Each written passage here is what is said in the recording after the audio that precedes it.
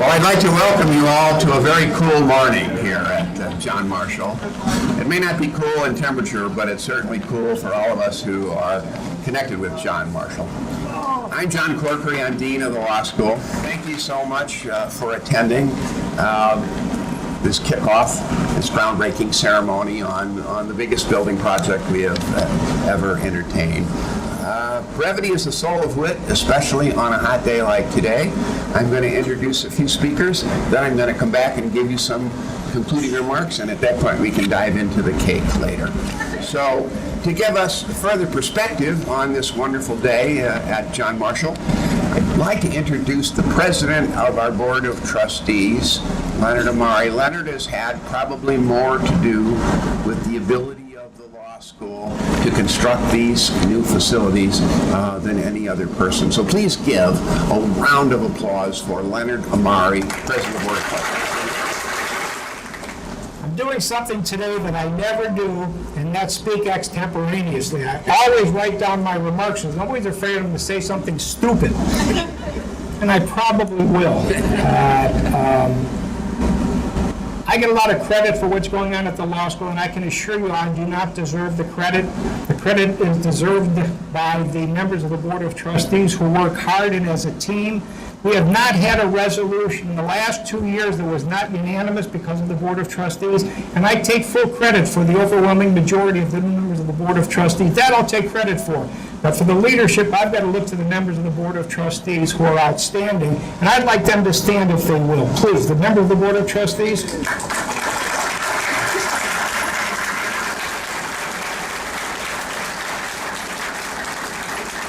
We have a retired Chief Justice of the Illinois Supreme Court, Chief Judge of the Circuit Court of Cook County, Appellate Court Justice, prominent practitioner, CFO of the General Counsel for a Fortune 500 company, President of a major insurance company.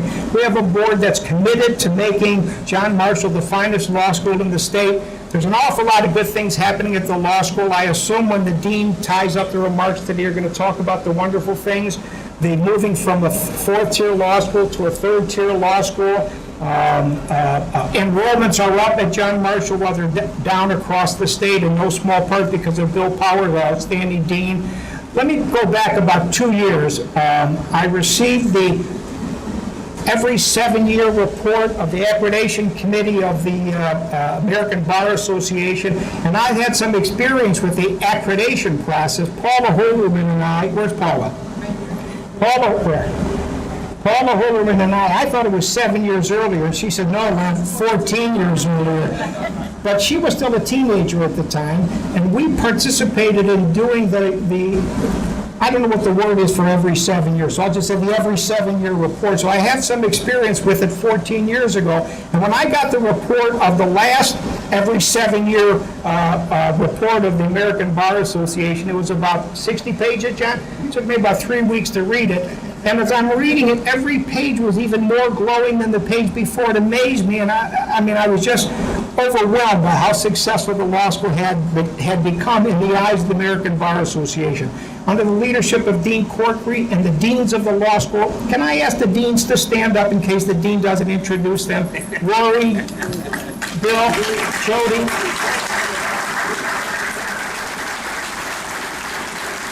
The ABA report was so glowing about John Marshall and the leadership of Dean Corkery and how the deans that support him and all the different facets of the school, the administration, a motivated faculty, was like reading a romance novel about my law school that I love so dearly. And then about 40 or 50 pages into it, it said, like they usually say, however.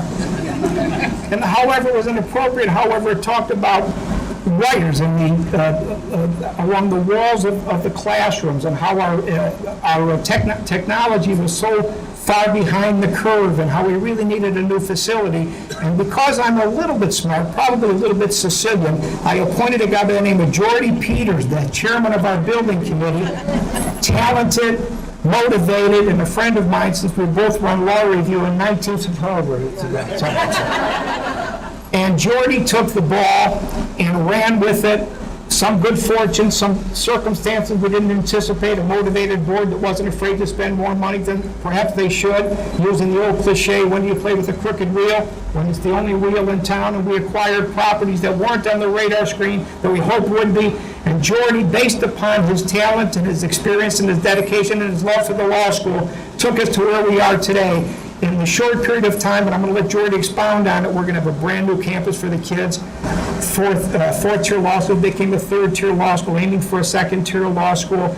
A motivated, wonderful, quality faculty, tremendous administration, new faculty members, new people in the administration.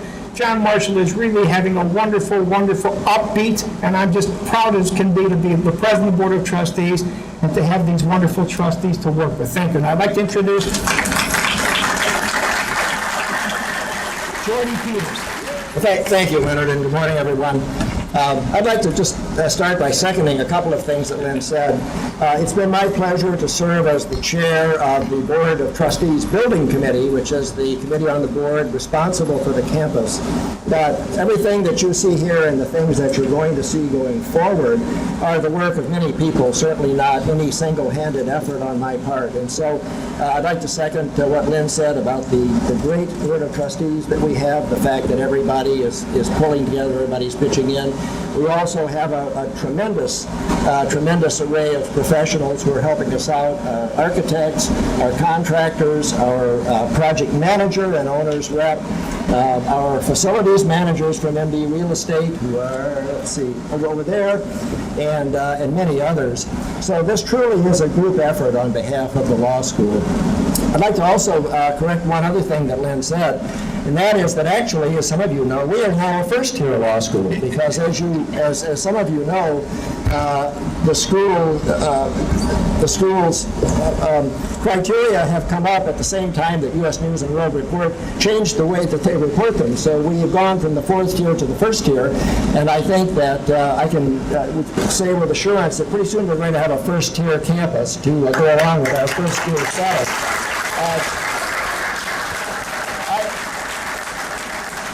I intend to be very brief too, but I would like to just say a couple of things. First of all, as you know, if you see the sign that's right behind me, we are, presenting these projects that we're about to embark on, actually have already embarked on, as being the beginning of a new tradition. But actually, I'd like to suggest to you that this is really the continuation of an old tradition. It began as early as 1933, when the school occupied 315 South Plymouth Court. Over the years, as some of you would know who've been around, I'm looking at Bob Nye and Ron Smith in the front row there, and I'm in the same category. Over the years, there have been many renovations in 315 South Plymouth Court.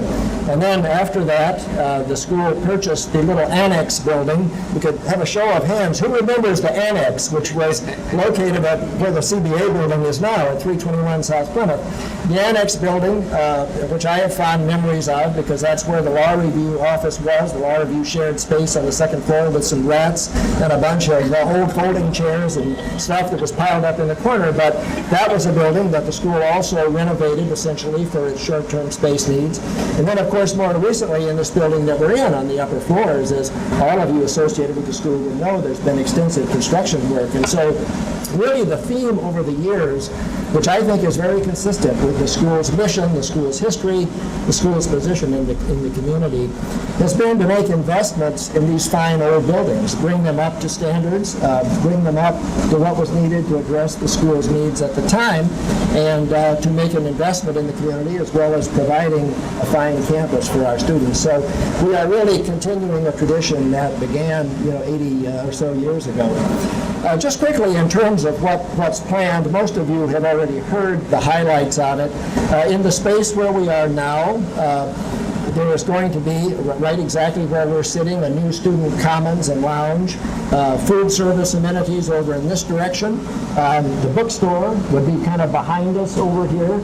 And of course on State Street, kind of over in that direction, eventually a brand new entrance to the school. A stairway going up to the second floor, which, let's see, we might need a little help from the architects, I think right about over there. And then of course some improvements on the second floor to go along with it.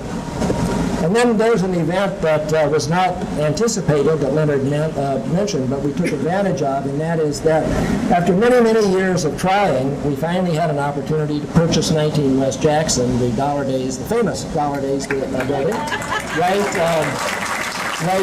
next door to us here on the other side of that wall. And that's going to open up some opportunities that weren't anticipated actually when we first conceived of this project and started working on it. But you're going to see as a second phase really of this project some very dramatic improvements over there. You will also see pretty soon some exterior improvements which the building needs, and that's going to include repair and renovation of the terracotta facade, painting of the windows, and some other things which is going to improve the exterior appearance of it dramatically while we are finalizing our designs and our programs to build out the interior. And at some time in the future, we're going to be inviting everyone back again. This is the ground breaking. We're not breaking too much ground here, but we might break through a wall. You see a hole over there. But we're going to have a breakthrough party, and the breakthrough party is going to mark the point where we actually break through this wall. And the breaking through, among other things, is going to be to construct a new and vastly improved mail room, receiving room, sort of back of the house facility at the end of the alley, which for those of you that have kind of gotten disoriented as you walk around, the end of the alley is right about over there. So there are many, many exciting things going on here, and I will say personally, as an alum of John Marshall, as a trustee, as a member of its adjunct faculty, that I'm very, very proud to be involved in them and to have the role that I've had. So thank you all for attending this morning. I'm going to turn the floor, I think, back over to the dean now for the rest of the Well, thank you so much, Jordan, and thank you so much, Leonard. Leonard, I would just say it's the ABA who comes every 7 years and the locusts every 17. And our wonderful photographer from the Law Bulletin had a question. He said, Paul McGrath, where is he going to get a prescription filled? Well, just a block down the other way. This certainly is a great day for John Marshall. It's a culmination of many things that have been going on for a number of years. I was here in 75, 76, and 77 when we rented floors 5, 6, and 7 for our library.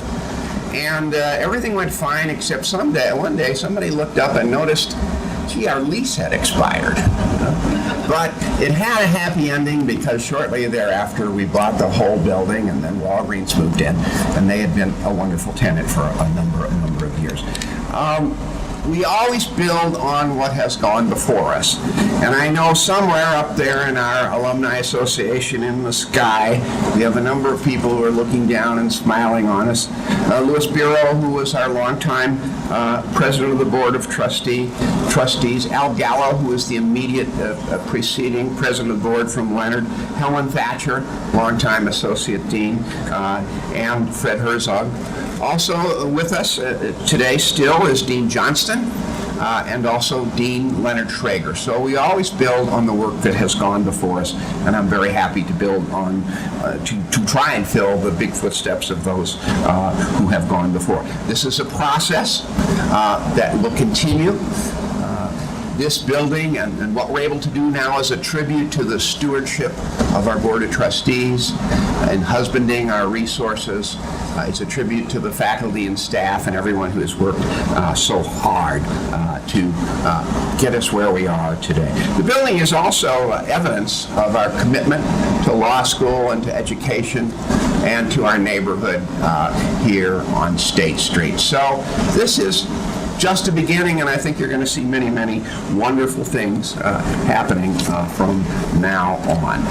I would like to again to thank Leonard and the Board of Trustees, our students, past, present, and future. They're going to be the ultimate beneficiaries of what we're going to be doing here. I'd like to thank James O'Shea, who's the current president of the SBA, and particularly I'd like to thank Professor Kenneth Kenderis, who is the chair of our Faculty Executive Committee, and Rogelio Lasso, who is the representative of our building committee. Ardith Hammond, who is the head of our building committee, could not be here today.